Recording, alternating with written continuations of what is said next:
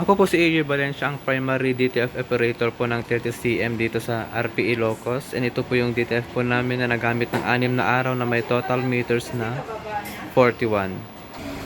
Ito naman po yung printer head. Ang huling palit po nito is noong March. Ito naman yung capping na may 90% good condition. Head clean.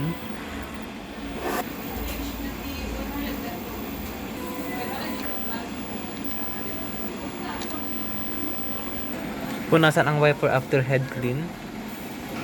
Nozzle check.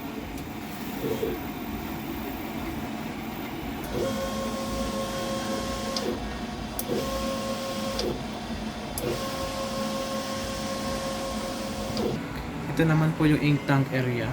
Ang ink system level is tama lang. Ito naman yung waste tank na nalinis na isang araw. AVR.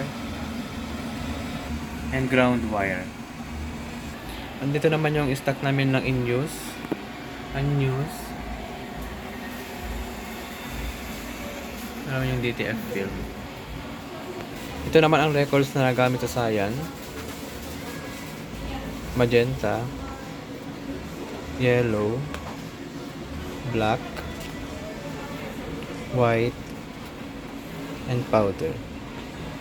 Ito naman yung daily output and daily checklist.